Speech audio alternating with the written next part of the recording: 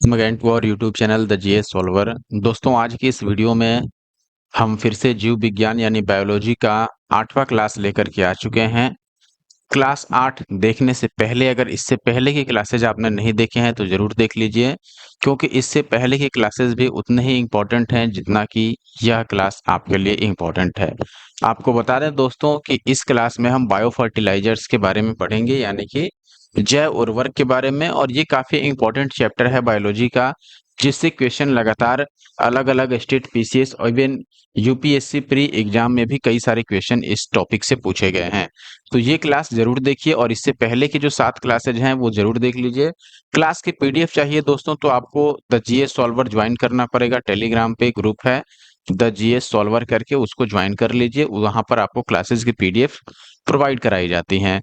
आगे बढ़ने से पहले अगर आपको वीडियो पसंद आया हो तो वीडियो को ज़रूर लाइक करें और साथ ही साथ कमेंट करके जाएं एक। और कमेंट करने के बाद अगर आपने हमारे YouTube channel the GS solver को सब्सक्राइब नहीं किया है तो सब्सक्राइब कर लें। मैं स्टार्ट करता हूं उससे पहले आपको पता होगा दोस्तों कि सभी एग्जाम्स जो हैं वो काफ़ी करीब हैं, और करीब होने के कारण आपको रिवीजन फास्ट करना है। और रिवीजन फास्ट करने के लिए हमने कई सारे कंबाइंड वीडियो बना रखे हैं 10-10 घंटे के। अगर आपने नहीं देखा है तो जा करके उनको देखिए, फास्ट फॉरवर्ड करके आप उसके थ्रू रिवीजन अपना कर सकते हैं। और सारे पीडीएफ्स लगभग हम प्रोवाइड करा रहे हैं अपने the GS solver Telegram group पे। कर रहे हैं दोस्तों, हम पहले बुक की नोट्स कवर करेंगे, उसके बाद जो क्वेश्चन आए वो कवर करेंगे। सबसे पहले देखिए, जैव उर्वरक यानी कि बायो फर्टिलाइजर्स क्या होते हैं। सूक्ष्म जीवों और जीवाणुओं से युक्त खाद हैं ये, यानी कि जैव उर्वरक। जैसे नाम है, जैव का मतलब जैविक यानी जो जीव से बना हो, बायो का मतलब जीव ही होता है, और उर्वरक उर्वरक का मतलब क्या हुआ, जो खाद के रूप में काम करे खेतों में, यानी कि जो भी आवश्यक तत्व हैं, आवश्यक जो मिनरल्स हैं पौधों के लिए, फसलों के लिए, वो उनको प्रोवाइड करा सके। अब देखिएगा, इस खाद में मौजूद लाभकारी सूक्ष्म जीवाणु वायुमंडल में पहले से विद्यमान नाइट्रोजन को फसलों को उपलब्ध कराते हैं। यानी कि आपको पता होगा कि जो भी पेड़ पौधे या फिर फसल हैं, जहाँ पर जो इनको चाहिए, वो ज़्यादातर मिनरल्स कहाँ से प्राप्त करते हैं, खेतों से प्राप्त करते हैं, यानी कि भूमि से, मिट्टी से प्राप्त करते हैं। अब जैसे नाइट्रोजन चाहिए, लेकिन नाइट्रोजन वायुमंडल में तो काफ़ी अधिक है, लेकिन मिट्टी में हो सकता है कहीं पर मौजूद नहीं हो। तो वहाँ पर ये जो सूक्ष्म जीव होते हैं बायो फर्टिलाइजर्स में जो मौजूद रहते हैं, सूक्ष्म जीव या फिर जीवाणु, वो वायुमंडल से क्या करते हैं, नाइट्रोजन को लेकर के, यानी कि ग्रहण करके, और फिर उसको उस फॉर्म में चेंज करते हैं जो पौधे या फिर फसल उसको ले सकें, उस रूप में बदल करके, और फिर फसलों को वो उपलब्ध कराते हैं। तो ये फायदा होता है उनको। देखिए कि ये मिट्टी में मौजूद अघुलनशील फास्फोरस को जल में घुलनशील बनाकर पौधों को उपलब्ध कराने का भी कार्य करते हैं। यानी कि चूंकि मिट्टी में फास्फोरस घुलता नहीं है, लेकिन वो जल में घुल जाता है, तो उसको घुलनशील ये बनाते हैं, उसके बाद पौधों को उपलब्ध कराते हैं। वैज्ञानिक प्रयोगों द्वारा भी यह सिद्ध हो चुका है दोस्तों कि जैविक खाद के प्रयोग से 20 से 30 किग्रा यानी कि किलोग्राम नाइट्रोजन प्रति हेक्टेयर भूमि को प्राप्त हो सकती है। और साथ ही साथ नाइट्रोजन जब भूमि को प्राप्त होगा तो 10 से 20% तक उपज भी बढ़ जाएगी। आप देखिएगा, फॉस्फोबैक्टीरिया तथा माइकोराइजा नामक जैव उर्वरकों के प्रयोग से खेत में फास्फोरस की उपलब्धता 20 से 30% तक बढ़ जाती है। जैविक खाद के प्रयोग से पर्यावरण सुरक्षित रहता है। इससे फसलों में मृदाजन्य रोग नहीं होते, यानी मिट्टी से जो फसलों को रोग होते हैं वो सारे रोग नहीं हो पाते हैं। पर्यावरण तो सुरक्षित रहता ही है क्योंकि पोल्यूशन नहीं होता है। खेत में लाभकारी सूक्ष्म जीवों की संख्या बढ़ती है। देखिएगा दोस्तों, अध्ययन की सुविधा के लिए जैव उर्वरकों को निम्नलिखित 4 भागों में बांटा गया है, जिसमें से पहला है नाइट्रोजन स्थिरीकरण करने वाले जैव उर्वरक, दूसरा फास्फोरस घुलाने वाले जैव उर्वरक, तीसरा है कंपोस्ट एक्सीलरेटर, और चौथा जो है आपका ये है पौधों की वृद्धि को प्रोत्साहित करने वाले राइजोबैक्टीरिया। और ऐसे ही नीलहरित शैवाल, और ये सब भी इंपॉर्टेंट है, लेकिन मुख्यतः 4 भागों में बांटा गया है। अब नाइट्रोजन स्थिरीकरण करने वाले जो जैव उर्वरक हैं, इसमें प्रमुख नाम कौन कौन सा है ये आपको याद रखना है। राइजोबियम, बहुत बार आपने सुना होगा और पढ़ा भी होगा अपने पहले 8वीं 9वीं की क्लासेस में कि राइजोबियम जो होता है वो किस प्रकार पौधों को नाइट्रोजन स्थिरीकरण कर नाइट्रोजन प्रोवाइड कराता है। फिर है एजोटोबैक्टर, एस्पिरिलम, एसेटोबैक्टर, नील हरित शैवाल यानी कि BGA, ब्लू ग्रीन एल्गी और एजोला। ऐसे ही फास्फोरस घुलाने वाले उर्वरक में कौन-कौन से बैक्टीरिया हैं प्रमुख? आप देखिएगा यहाँ पर बैसिलस, स्यूडोमोनास और एस्परजिलस, ये हैं फास्फोरस घुलाने वाले उर्वरक। फिर देखिएगा कंपोस्ट एक्सीलरेटर कौन है, यानी कंपोस्ट जल्दी बनाने वाले? सेल्यूलोलिटिक, जिसको ट्राइकोडर्मा भी कहा जाता है, लिग्नोलिटिक, जिसको ह्यूमिकोला भी कहा जाता है। फिर पौधों की वृद्धि को प्रोत्साहित करने वाले राइजोबैक्टीरिया में आता है स्यूडोमोनास की प्रजाति। अब आगे हम बात करते हैं नील हरित शैवाल, जिसको साइनोबैक्टीरिया भी कई बार बोला जाता है। यह एजोला का सहचारी है और इसे साथ में मिलाने से अच्छी उर्वरता प्राप्त होती है। यानी कि एजोला का सहचारी कौन हुआ? नील हरित शैवाल, और इसको जब आप मिलाइएगा मिट्टी में तो उर्वरता अच्छी होती है मिट्टी की, यानी कि उपज बढ़ती है। नील हरित जो शैवाल है ब्लू ग्रीन एल्गी, यह एक सूक्ष्म प्रोकैरियोटिक शैवाल होता है, जबकि एजोला जो है वह एक जलीय फर्न है, जिसकी पत्तियों की पृष्ठीय सतह पर पाई जाने वाली गुहिकाओं में रहने वाले साइनोबैक्टीरिया एनाबिना एजोली की मदद से यह नाइट्रोजन स्थिरीकरण कर उपज क्षमता में वृद्धि करने में सहायक होता है।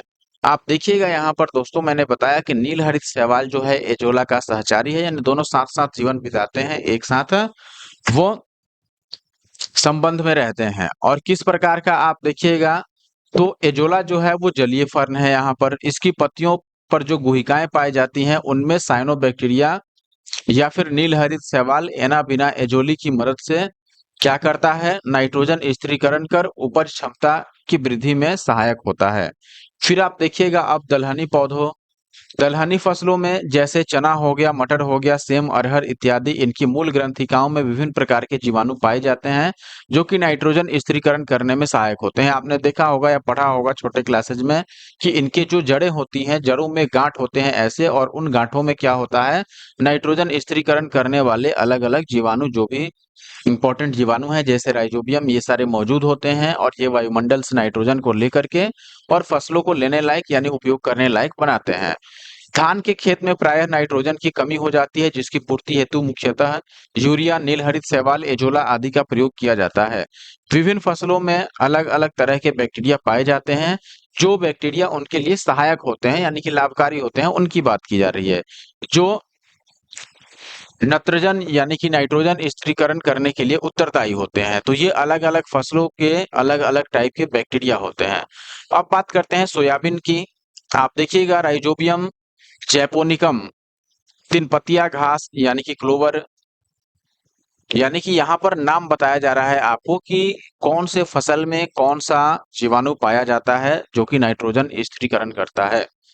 जिसमें सबसे पहला आपने देखा कि यहाँ पर सोयाबीन जो है इसमें राइजोबियम जैपोनिकम नाम का जीवाणु पाया जाता है, या फिर सूक्ष्म जीव पाया जाता है, जिसका काम होता है नाइट्रोजन का स्थिरीकरण करना। फिर तीन पत्तिया घास यानी क्लोवर, इसमें राइजोबियम ट्राइफोली, तीन से ट्राई याद रख सकते हैं, तीन पत्तियां इसमें ट्राइफोली है। फिर लूसर्न, लूसर्न में क्या है? राइजोबियम मेलिलो मेलिलोती, राइजोबियम मेलिलोती, ये है लूसर्न में। फिर जलीय फर्न, एक्वेटिक फर्न जो है इसमें कौन सा है? एनाबिना एजोली, ये आपने देखा। फिर है गुनेरा माइक्रोफाइला, इसमें कौन सा जीवाणु है? इसमें है नोस्टोक मस्कोरम। अब देखिए बायोचार, बायोचार क्या है?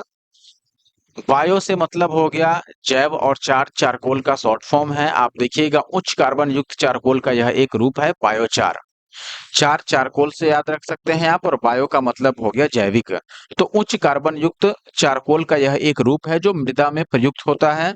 इसे प्रायः कृषि अपशिष्ट जैसे धान, गेहूं, ज्वार की भूसी, कुकुट अपशिष्ट इत्यादि के पायरोलिसिस द्वारा तैयार किया जाता है।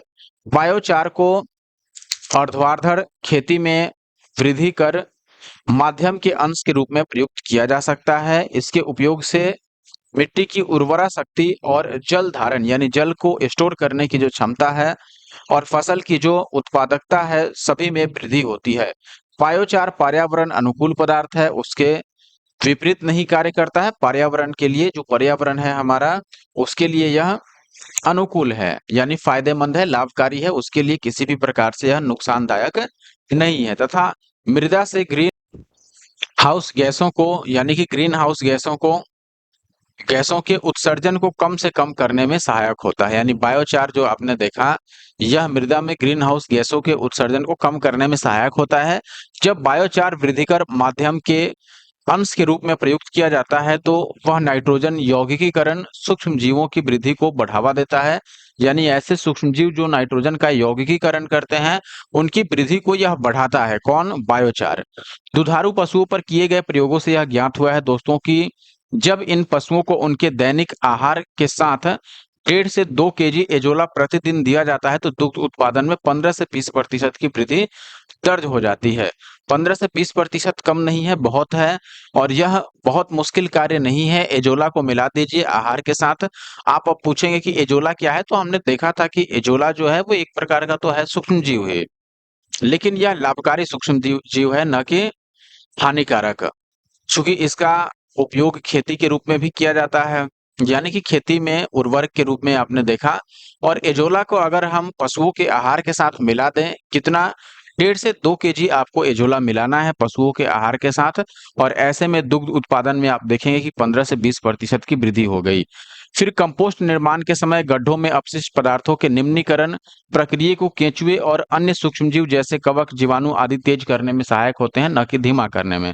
यानी कंपोस्ट का जो निर्माण होता है, जिसमें हम गड्ढे में कचरे को या अपशिष्ट पदार्थों को, जैविक अपशिष्ट जो होता है, जो पशुओं का अपशिष्ट हुआ या घर से निकलने वाले सब्जियों का अपशिष्ट हुआ, यानी बचा हुआ सामान, उन सभी को हम गड्ढे में दबा करके और जो कंपोस्ट बनाते हैं, अगर उसमें कवक, जीवाणु इत्यादि मिलाया जाए, केंचुआ मिलाया जाए, तो वो कंपोस्ट बनने की प्रक्रिया को और तेज कर देते हैं, ना कि धीमा। अब बात करते हैं केंचुए यानी अर्थवर्म की। केंचुए को भूमि का कृषक यानी जोतने वाला कहा जाता है। भूमि को जोतने वाला कौन होता है? केंचुआ। क्योंकि ये भूमि को उर्वर, आप देखेंगे कि उसको खोद खोद कर और भुरभुरा बनाते हैं। ये किसान के सहायतार्थ प्राकृतिक हलवा हो, यानी कि एक तरह से किसान के मित्र के रूप में काम करते हैं। कई बार इनको किसान का मित्र भी कहा जाता है, तो इनको प्राकृतिक हलवाहा भी कहा जाता है। केंचुए भूमि में बिल बनाकर इसे खोखली और पोली बनाते हैं, जिससे इसमें हवा जा सके।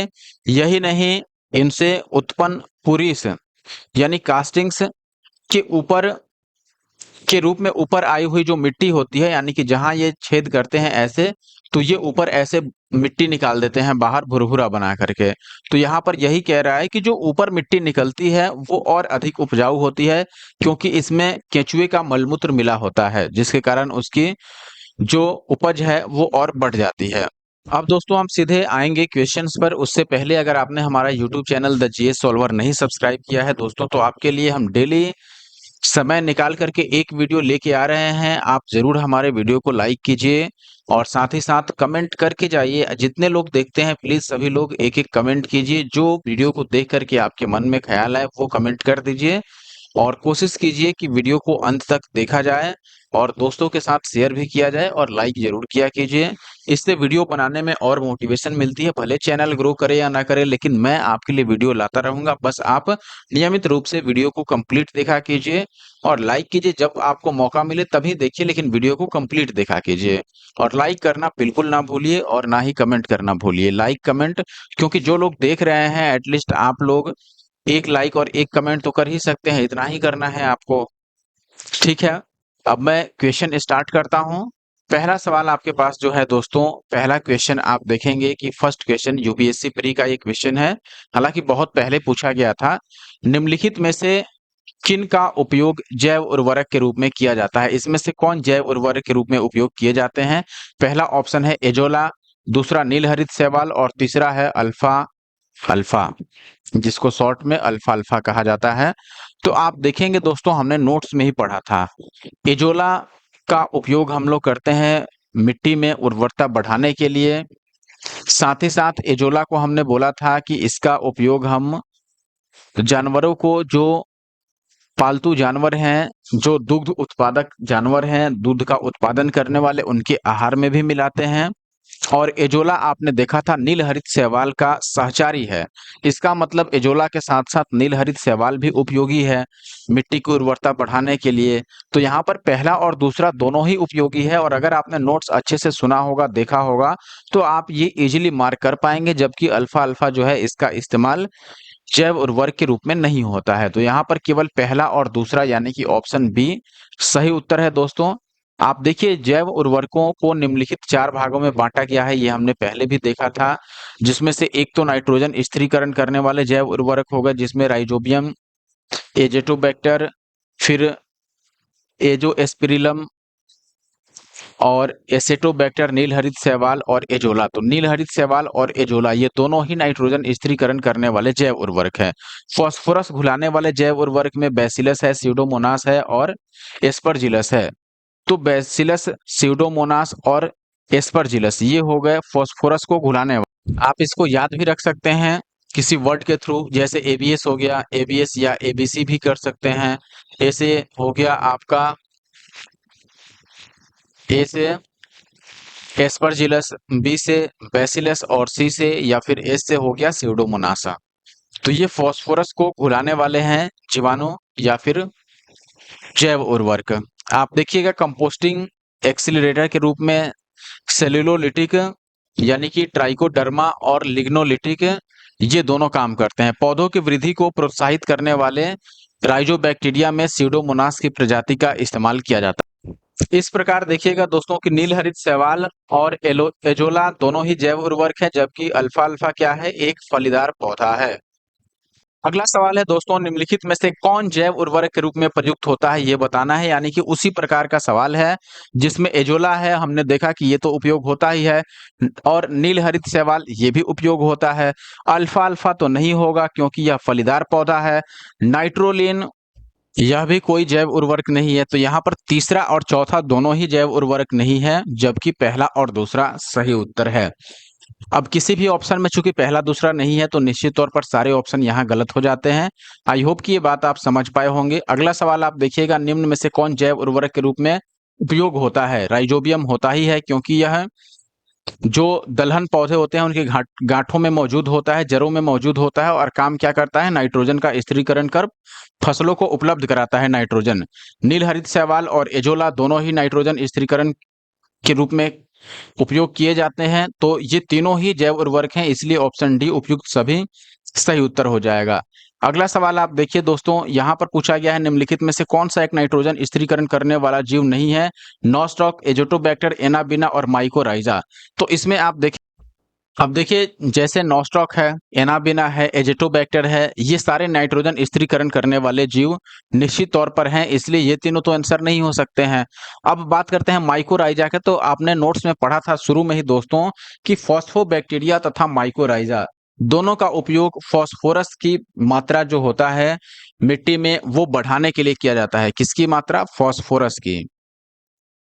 तो यह नाइट्रोजन स्थिरीकरण जीवाणु नहीं हुआ या फिर उर्वरक नहीं हुआ। आप यहाँ देखेंगे कि इसका काम फास्फोरस की वृद्धि करना है मिट्टी में। आप यहाँ देख सकते हैं राइजोबियम, फिर एजोला, नीलहरित शैवाल, नॉस्टॉक, एनाबिना, एजेटोबैक्टर आदि नाइट्रोजन स्थिरीकरण करने वाले जीव हैं, जबकि माइकोराइजा नाइट्रोजन स्थिरीकरण नहीं करता है। यह उच्च वर्गीय पादपों की जड़ों तथा कवकों के बीच सहजीवी संबंध को प्रदर्शित करता है। अगला सवाल है दोस्तों, यहाँ पर ये सवाल आप देखिए 2 बार पूछा गया है। यहाँ पर आपसे क्या क्वेश्चन किया गया है, निम्नलिखित में से कौन एक जैव उर्वरक का स्रोत है। क्लोरेडा, मोल्ड, यीस्ट या फिर एजोला। तो हमने देखा था एजोला जो है ये जैव उर्वरक के रूप में इस्तेमाल भी होता है और उसका स्रोत भी है। अगला सवाल आप देखिएगा, निम्न में से कौन एक जैविक उर्वरक है। यूरिया या 2,4-D, एजोला या फिर एस्ट्रेप्टो साइक्लिन। तो एजोला अभी हमने पिछले क्वेश्चन में भी देखा, एजोला का इस्तेमाल, एजोला जो है वो नीलहरित शैवाल के साथ सहजीवी संबंध बनाता है और दोनों ही निश्चित तौर पर जैव उर्वरक के रूप में कार्य करते हैं। यहाँ पूछा गया है पशुओं विशेषतः दुधारू गो के अनुपूरक भोजन यानी सप्लीमेंट्री फूड के रूप में किसका इस्तेमाल किया जा सकता है। एजोस्पाइरिलियम या फिर एजोला या फिर एजोटोबैक्टर या फिर राइजोबियम। देखो राइजोबियम और एजोटोबैक्टर इनका मुख्य काम क्या है? नाइट्रोजन स्थिरीकरण करना। एजोला हमने पढ़ा था कि यदि हम 1.5 से 2 केजी एजोला यदि दुधारू पशुओं के भोजन में मिला करके उनको खाने के लिए देते हैं तो ऐसे में 10 से 15% दुग्ध उत्पादन में वृद्धि होती है। ये हमने नोट्स में पढ़ा था, तो निश्चित तौर पर अगर ये चीज आपको याद है तो आप बोलेंगे एजोला यहाँ पर सही उत्तर है। आई होप कि ये बात आपको याद भी होगा और आप समझ भी पा रहे होंगे। दुधारू पशुओं पर किए गए प्रयोगों से यह साबित होता है और हो भी गया है कि इन पशुओं के दैनिक आहार के साथ 1.5 से 2 केजी अगर एजोला प्रतिदिन दिया जाए तो दूध उत्पादन में 15 से 20%, मैंने 10 से 15% आपको बताया था, लेकिन यहाँ 15 से 20% है, तो आप यही याद रखिए 15 से 20% की वृद्धि होती है। अगला क्वेश्चन यहाँ पर आपको बताना है कौन सुमेलित नहीं है। आप देखेंगे कि ये 2002 और 2003 दोनों सालों में पूछा गया है। बताना है नील हरित शैवाल क्या यह जैव उर्वरक है? बिल्कुल है। जो नहीं है वो हमें चूज करना है।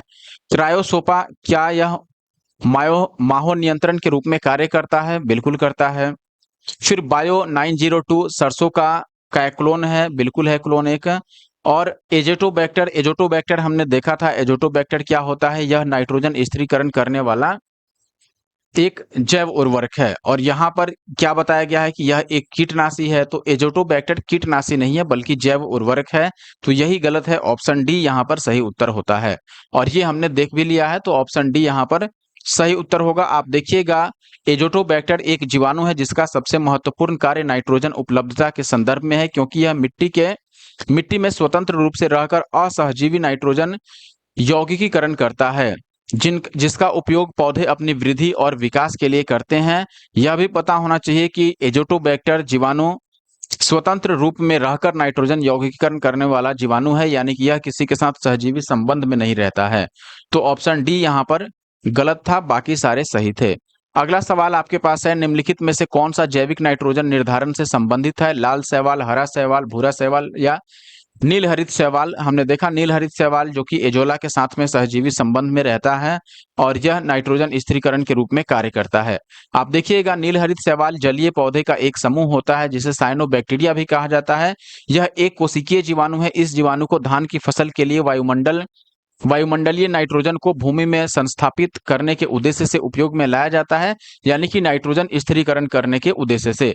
नील हरित शैवाल यानी कि जिसको साइनोबैक्टीरिया आप बोलते हैं, प्रकाश संश्लेषण से ऊर्जा ग्रहण करके वायुमंडलीय नाइट्रोजन का भूमि में स्थिरीकरण करता है।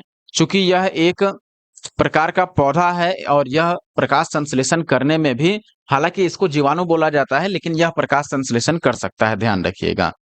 अगला सवाल है, निम्नलिखित में से किस फसल में नील हरित शैवाल मुख्यतः जैव उर्वरक के रूप में उपयोग होते हैं? अभी हमने पिछले क्वेश्चन में भी देखा कि नील हरित शैवाल जो है ये धान की फसल में नाइट्रोजन स्थिरीकरण करने का कार्य में आता है, तो ये दोनों ही गलत है ऑप्शन। देखेंगे यहाँ पर दोस्तों की ऑप्शन सी यानी कि धान सही उत्तर होगा। विभिन्न फसलों में जैव उर्वरक के रूप में सूक्ष्म जीवों जैसे एजोटोबैक्टर, एजोस्पिरिलम, राइजोबियम, नील हरित शैवाल और फॉस्फेट सोलुबिलाइजिंग बैक्टीरिया का प्रयोग किया जाता है।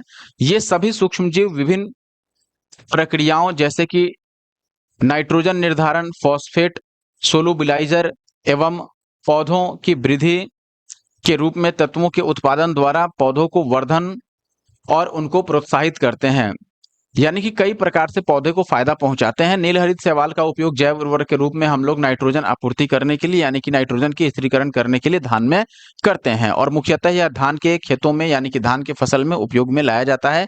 नील हरित शैवाल का उपयोग नत्रजन यानी नाइट्रोजन स्थिरीकरण या उसकी आपूर्ति हेतु किया जाता है। किसमें? धान में। हमने देखा अभी ऑप्शन से सही उत्तर है। नेक्स्ट क्वेश्चन आप देखिएगा, यहाँ फिर से पूछा गया है कौन सुमेलित नहीं है? नील हरित शैवाल, इसका उपयोग धान में किया जाता है, बिल्कुल किया जाता है, अभी हमने देखा।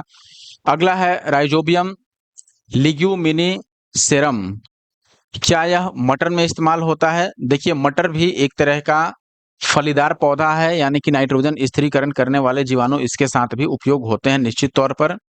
एजोटोबैक्टर गेहूं में इस्तेमाल होता है, सही बात है।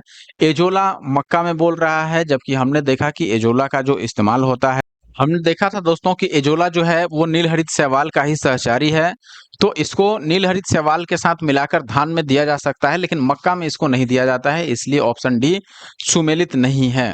आप यहाँ देख सकते हैं एजोला है, एनाबिना है, नॉस्टॉक है, नील हरित शैवाल है, ये सभी धान की फसल में नाइट्रोजन स्थिरीकरण को बढ़ावा देते हैं। तो एजोला धान के लिए ही इस्तेमाल होता है, जैसे कि नील हरित शैवाल।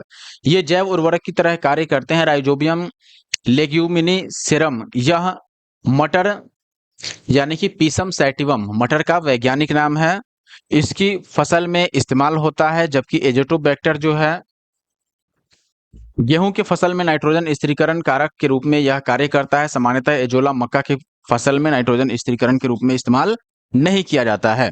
आई होप कि आप वीडियो को लाइक कर चुके होंगे। बार बार कहने की जरूरत नहीं है, मैं पढ़ाने पर फोकस करता हूं, इसीलिए बार बार ये नहीं कहना चाहता कि आप लाइक कीजिए, कमेंट कीजिए, सब्सक्राइब कीजिए। आई होप कि ये सारी चीजें आप खुद ब खुद कर चुके होंगे और मैं बिल्कुल अपने क्वेश्चन और उसके सोल्यूशन पे फोकस कर रहा हूं। अगला सवाल है, निम्न के साथ मिलाने से एजोला अच्छा उर्वरक होता है। ये हमने कई बार बता दिया आपको और लगातार बताते जा रहे हैं कि एजोला को नील हरित शैवाल के साथ मिलाया जाता है, क्योंकि दोनों ही सहचारी होता है। तो ऑप्शन ए यहाँ पर सही उत्तर है। देखिएगा दोस्तों, नील हरित शैवाल यानी साइनोबैक्टीरिया एजोला का सहचारी है और इसके साथ मिलाने से अच्छी उर्वरता प्राप्त होती है। नील हरित शैवाल यानी ब्लू ग्रीन एल्गी एक अति सूक्ष्म प्रोकैरियोटिक शैवाल यानी साइनोबैक्टीरिया होता है, जबकि एजोला एक जलीय फर्न है, एक्वेटिक फर्न है, जिसकी पत्तियों की पृष्ठीय सतह पर यानी पत्तियों का जो सरफेस होता है उस पर जो गुहिकाएं पाई जाती हैं, उसमें जो जीवाणु रहते हैं, एनाबिना एजोली, इसकी मदद से यह नाइट्रोजन का स्थिरीकरण कर उपज में या फिर उपज क्षमता में वृद्धि करने में सहायक होता है। तो आई होप कि आप समझ गए होंगे कि यहाँ डायग्राम में देख सकते हैं दोस्तों, ये जो डायग्राम दिखाया गया है ये प्रोडक्शन ऑफ एजोला है। एजोला इसी तरह का कुछ दिखता है। क्वेश्चन देखिए, निम्नलिखित में से कौन से सूक्ष्मजीव जैव उर्वरक के रूप में उपयोग होते हैं? विषाणु, कवक, प्रोटोजोआ या साइनोबैक्टीरिया? हमने कई बार देख लिया, साइनोबैक्टीरिया या नील हरित शैवाल नाइट्रोजन स्थिरीकरण के रूप में धान के खेतों में इस्तेमाल किया जाता है। अगला सवाल है एजोला के बारे में। आप देखेंगे एजोला बहुधा जैव उर्वरक के रूप में प्रयोग किया जाता है, क्योंकि यह किसका सहचारी है? हमने कई बार देख लिया, नील हरित शैवाल का सहचारी है और दोनों ही नाइट्रोजन स्थिरीकरण के रूप में कार्य करते हैं। एजोला क्या है? हमने देखा था नोट्स में दोस्तों, यह एक जलीय फर्न है और इसकी पत्तियों पर जो सरफेस में गुहिकाएं पाई जाती हैं उसमें एनाबिना एजोली पाया जाता है, जिसकी मदद से यह नाइट्रोजन स्थिरीकरण करने में सक्षम हो पाता है। तो इसलिए ऑप्शन ए यहाँ पर सही उत्तर है और यह सहचारी किसका है? नील हरित शैवाल का। नेक्स्ट क्वेश्चन क्या है? जलीय फर्न जिसे जैव उर्वरक के रूप में प्रयुक्त किया जाता है, एजोला। निश्चित तौर पर ऑप्शन बी सही उत्तर है। नेक्स्ट देखते हैं।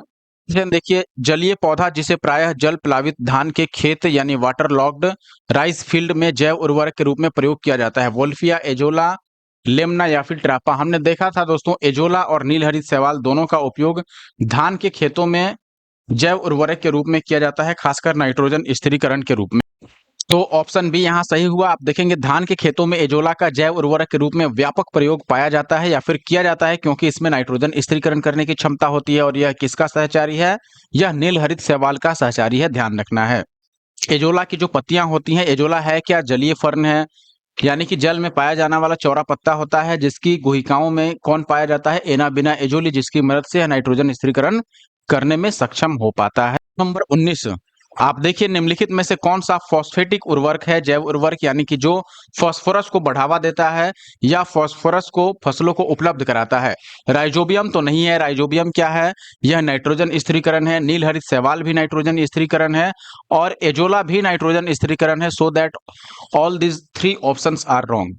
तो ये तीनों अगर गलत हो गया तो इकलौता ऑप्शन हमारे पास बचा जो कि माइकोराइजा है। और माइकोराइजा के बारे में मैंने बताया भी था कि माइकोराइजा जो है दोस्तों, यह फास्फोरस बढ़ाने वाला या फास्फोरस में वृद्धि करने वाला क्या है? एक जैव उर्वरक है। इसके उपयोग से 20 से 30% क्या होता है? फास्फोरस की जो उपलब्धता होती है खेतों में वो बढ़ जाती है। तो फॉस्फोबैक्टीरिया और माइकोराइजा दोनों ही, इसका लंबा चौड़ा नाम यहाँ पर लिखा है वैस्कुलर और बुस्कुलर, ठीक है। तो आप ये देख सकते हैं, हालांकि माइकोराइजा नाम याद रख लीजिए, फॉस्फोबैक्टीरिया और माइकोराइजा दोनों ही फास्फोरस की आपूर्ति करने में सहायक होते हैं। यहाँ पर देखिएगा, राइजोबियम, नील हरित शैवाल और एजोला ये तो नाइट्रोजन स्थिरीकरण करने वाले हैं और माइकोराइजा जो है ये फास्फोरस का स्थिरीकरण करता है। अगला सवाल जो कि क्वेश्चन नंबर 20 है, खेती में बायोचार का क्या उपयोग है? बायोचार के बारे में हमने बहुत अच्छे से नोट्स में पढ़ा था। बायोचार ऊर्ध्वाधर खेती यानी वर्टिकल फार्मिंग में वृद्धिकर माध्यम ग्रोइंग मीडियम के अंश के रूप में प्रयुक्त होता है। तो सही है। क्यों सही है? क्योंकि हमने देखा था कि बायोचार ऊर्ध्वाधर खेती यानी वर्टिकल फार्मिंग में उपयोग किया जाता है।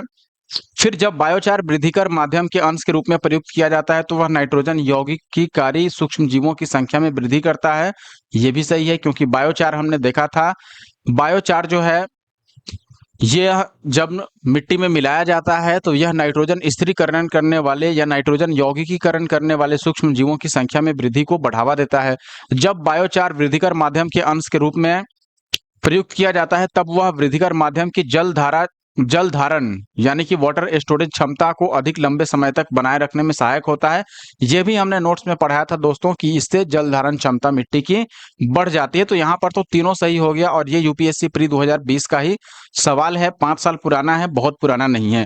और आप देखिएगा 2020, 2019, 2018 के जो यूपीएससी के क्वेश्चन हैं ये बीपीएससी और कई सारे स्टेट पीसीएस में इसके क्वेश्चन काफी ज्यादा लिए जाते हैं। यहाँ से बायोचार उच्च कार्बन युक्त चारकोल है जो मृदा में प्रयुक्त होता है। इसे प्रायः कृषि अपशिष्ट यानी धान, गेहूं, ज्वार की भूसी, कुकुट अपशिष्ट इत्यादि के साथ पायरोलिसिस द्वारा तैयार किया जाता है। बायोचार को ऊर्ध्वाधर खेती यानी कि वर्टिकल फार्मिंग में वृद्धिकर माध्यम के रूप में प्रयुक्त किया जा सकता है। इसके उपयोग से मिट्टी की उर्वरा शक्ति और जल धारण क्षमता तथा फसल उत्पादकता इन सभी में वृद्धि होती है। बायोचार पर्यावरण अनुकूल पदार्थ होता है तथा मृदा से ग्रीन हाउस गैसों के उत्सर्जन को कम करने में सहायक होता है। जब बायोचार वृद्धिकर माध्यम के अंश के रूप में प्रयुक्त किया जाता है तो वह नाइट्रोजन यौगिकीकरण सूक्ष्म जीवों की वृद्धि को बढ़ावा देता है। इसलिए तीनों ही सही है। क्वेश्चन देखिए, निम्नलिखित में से कौन सा कथन कंपोस्ट के संदर्भ में सही नहीं है? इसमें जैव निम्नीकरण कचरे का अपघटन गड्ढे में होता है। दूसरा ऑप्शन है इसमें कार्बनिक पदार्थ तथा पोषक तत्व अधिक मात्रा में होते हैं। तीसरा है गड्ढों में अपशिष्ट पदार्थों का निम्नीकरण प्रक्रिया को केंचुए धीमा कर देते हैं।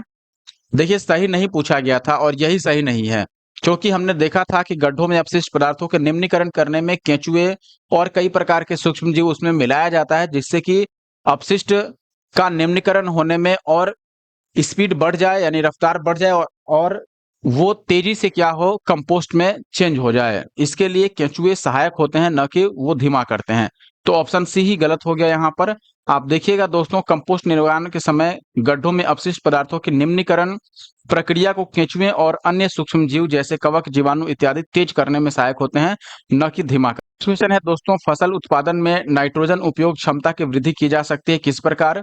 उर्वरक की मात्रा का बार बार प्रयोग किया जाए, या नाइट्रोजन अवरोधक यानी कि उसको रोकने वाला, नाइट्रोजन को रोकने वाला इस्तेमाल किया जाए, या नत्रजन धीरे छोड़ने वाले उर्वरक का यानी कि जो धीरे धीरे नाइट्रोजन उपलब्ध कराते हैं उनका, या उपयुक्त सभी के द्वारा? तो यहाँ पर उपयुक्त सभी के द्वारा होगा। नाइट्रोजन उपयोग क्षमता, देखिए नाइट्रोजन धीरे धीरे छोड़ने वाले उर्वरक, ऐसा नहीं कि एक ही बार ज्यादा नाइट्रोजन दे दें। और नाइट्रोजन अवरोधक, अवरोधक का मतलब जो नाइट्रोजन को बाहर नहीं जाने दे, मिट्टी में बनाए रखे। फिर उर्वरक की मात्रा का उपयोग किया जाए, उर्वरक को उपयोग किया जाए। तो ये तीनों ही यहाँ पर सही उत्तर हैं। इसके द्वारा आप देखिएगा फसल उत्पादन में नाइट्रोजन उपयोग क्षमता यानी नाइट्रोजन यूज एफिशिएंसी में वृद्धि, उर्वरक की मात्रा के बार बार प्रयोग, नाइट्रोजन अवरोधक के प्रयोग और नाइट्रोजन धीरे छोड़ने वाले यानी स्लो रिलीज करने वाले उर्वरकों इत्यादि के प्रयोग से नाइट्रोजन को हम लंबे समय तक मिट्टी में बनाए रख सकते हैं। नाइट्रोजन स्थिरीकरण जीवाणु किस पौधे की जड़ के साथ संयोजन करते हैं? ये आपने देखा था दलहन पौधों के साथ। तो ऑप्शन ए यहाँ पर सही उत्तर होगा। आप देख सकते हैं नाइट्रोजन स्थिरीकरण जो जीवाणु होते हैं ये दलहनी फसलों की जड़ों के साथ सहजीवी संयोजन करते हैं। ये वायुमंडलीय नाइट्रोजन का स्थिरीकरण कर उसमें उसे अमोनिया में बदलते हैं, जो कि अमोनियम आयनों के रूप में नाइट्रिक कारक जीवाणुओं द्वारा ग्रहण कर नाइट्राइट एवं फिर नाइट्रेट आयनों में परिवर्तित कर दी जाती है, जिसे मृदा के माध्यम से पादप ग्रहण कर लेते हैं। अगला सवाल दोस्तों है यूपीएससी प्री 2022 का। आप देखिएगा निम्नलिखित में से कौन नाइट्रोजन यौगिकीकरण यानी नाइट्रोजन फिक्सिंग पादप है? अल्फा अल्फा, ये ठीक है, हमने देखा था यह फलीदार पौधा है। फिर चौलाई है, चौलाई नहीं होगा क्योंकि चौलाई खासकर देखिए फलीदार पौधे और जो दलहनी पौधे होते हैं उन्हीं के जड़ों में ये पाया जाता है नाइट्रोजन स्थिरीकरण। चना एक दलहनी पौधा है तो चना हो सकता है आंसर, ये सही होगा। तिनपतिया घास, तिनपतिया घास भी हो जाएगा, क्योंकि इसमें ट्राई करके कुछ जीवाणु था जो पाया जाता है नाइट्रोजन स्थिरीकरण के लिए। फिर है आपके पास देखिएगा कुल्फा यानी पर्सलेन, ये नहीं होगा। पालक, पालक भी नहीं हो सकता है, पालक दलहनी पौधा नहीं है। तो यहाँ पर पहला, तीसरा और चौथा हुआ, तो ये ऑप्शन ए में है, तो ऑप्शन ए को हम सही लगा देंगे। ऐसे भी अगर आपने देखा चौलाई गलत है तो दो जिसमें जिसमें है उसको हम गलत लगा देते, तो ये तो ऐसे ही गलत हो गया। फिर छठा वाला गलत है तो ये भी गलत हो गया। ऑप्शन ए केवल सही होगा। आप देखिएगा नाइट्रोजन यौगीकरण पादप ऐसे पौधे हैं जिनकी जड़ों के साथ सहजीविता में रहने वाले कुछ जीवाणु जैसे एजोटोबैक्टर, राइजोबियम इत्यादि वायु और मिट्टी रंध्रों में विद्यमान नाइट्रोजन से अमोनिया का संश्लेषण करते हैं। प्रश्नगत विकल्पों में आप देखेंगे अल्फा अल्फा चना, तिनपतिया घास नाइट्रोजन यौगीकरण पादप के उदाहरण है। आपको पता होना चाहिए कि नाइट्रोजन स्थिरीकरण जीवाणु मुख्यतः दलहनी फसलों की जड़ों के साथ ही सहजीवी संयोजन करते हैं, जो मैंने बताया था आपको। अगला सवाल छत्तीसगढ़ पीसीएस का है, इनमें से कौन सा पौधा नाइट्रोजन स्थिरीकरण करने में सहायक नहीं है? निश्चित तौर पर आप देखिएगा चना, मटर, धान और सेम। मैंने बोला था कि दलहनी या फिर फलीदार पौधा, तो चना, मटर ये फलीदार पौधा है, सेम भी फलीदार पौधा है। धान यहाँ पर नाइट्रोजन स्थिरीकरण करने में सहायक नहीं होता है, धान में हमें अलग से मिलाना पड़ता है, इसकी जड़ों में पहले से नाइट्रोजन स्थिरीकरण कोई भी जीवाणु नहीं पाया जाता है। आपने देखा कि नीलहरित शैवाल और एजोला हम यहाँ पर मिलाते हैं। आप देखिएगा दलहनी पौधों जैसे चना, मटर, सेम, अरहर इत्यादि की मूल ग्रंथिकाओं में विभिन्न प्रकार के जीवाणु पाए जाते हैं जो नाइट्रोजन स्थिरीकरण करने में सहायक होते हैं। धान के खेत में प्रायः नाइट्रोजन की कमी हो जाती है, जिसकी पूर्ति हेतु यूरिया, नीलहरित शैवाल, एजोला इत्यादि का प्रयोग किया जाता है। अगला सवाल है आपके पास यूपीपीसीएस का, सोयाबीन में नत्रजन स्थिरीकरण यानी नाइट्रोजन फिक्सेशन के लिए जिम्मेदार बैक्टीरिया कौन है जिसका सोयाबीन में इस्तेमाल होता है? तो हमने नोट्स में देखा था राइजोबियम जैपोनिकम, राइजोबियम जैपोनिकम, याद रखिएगा, ऑप्शन बी सही उत्तर है। बैक्टीरिया नीलहरित शैवाल वायुमंडलीय नाइट्रोजन को अमोनिया में रिड्यूस करने का कार्य करते हैं। उनमें से कुछ हरे पौधे के साथ सहयोगी अथवा सहजीवी यानी सिम्बायोसिस के रूप में जीवित रहते हैं। लेगुमाचो से ग्रथित बैक्टीरिया यानी कि जो नोड्यूल बैक्टीरिया होते हैं, राइजोबियम है, यानी कि नोड्यूल बैक्टीरिया से मतलब है जो नोड्स में पाए जाते हैं, यानी जो दलहनी पौधे की जड़ों में जो गांठें होती हैं उसमें ये पाए जाते हैं। और यह झुंड विशेष है, यानी कि समूह में ये होते हैं। विभिन्न फसलों में अलग अलग तरह के बैक्टीरिया पाए जाते हैं जो नाइट्रोजन स्थिरीकरण करने के लिए रिस्पॉन्सिबल होते हैं। जैसे सोयाबीन में आपने देखा राइजोबियम जैपोनिकम है, तिनपतिया घास में राइजोबियम ट्राइफोली है, फिर ऐसे ही लूसर्न में राइजोबियम मेलिलोती है, और जलीय फर्न एक्वेटिक फर्न में क्या है, एनाबिना एजोली। एक्वेटिक फॉर्म जैसे कि एजोला है उसमें की भी पत्तियों में एनाबिना एजोली पाया जाता है। फिर गुनेरा मैक्रोफाइला, इसमें नोस्टेक मस्कुरम पाया जाता है। अगला सवाल है आपके पास दोस्तों, क्वेश्चन नंबर 27, लेग हीमोग्लोबिन किसमें पाई जाती है? ऑप्शन है आपके पास मानव रुधिर में, या फिर खरगोश की रुधिर में, या फिर लेग्यूम मूल ग्रंथियों में, या मुर्गे की रुधिर में। तो हमने ये नोट्स में भी देखा था कि लेग्यूम मूल ग्रंथियों में हीमोग्लोबिन, लेग हीमोग्लोबिन पाई जाती है, तो ऑप्शन सी यहाँ पर सही उत्तर है दोस्तों। आप देखिएगा लेग हीमोग्लोबिन लेग्यूमिनोसी या फिर फेबेसी कुल के पौधों जैसे अल्फा अल्फा सोयाबीन इत्यादि की मूल ग्रंथियों में पाई जाती है। अब आखिरी सवाल पर आ चुके हैं दोस्तों, आज का आखिरी सवाल है, निम्नलिखित में से किस जंतु को भूमि का कृषक यानी जोतने वाला कहा जाता है? हमने देखा था दोस्तों केंचुए को किसान का मित्र, या फिर प्राकृतिक हलवाहा, या भूमि को जोतने वाला, भूमि का कृषक इत्यादि अलग अलग नामों से पुकारा जाता है। कारण है कि यह मिट्टी की वो भुरभुरी बनाता है और उसको और ज्यादा इस काबिल बनाता है कि उसमें आसानी से वायुमंडलीय तत्व या फिर जो भी आवश्यक मिनरल्स हैं या हवा है, ऑक्सीजन है, वो मिट्टी में प्रवेश कर सके।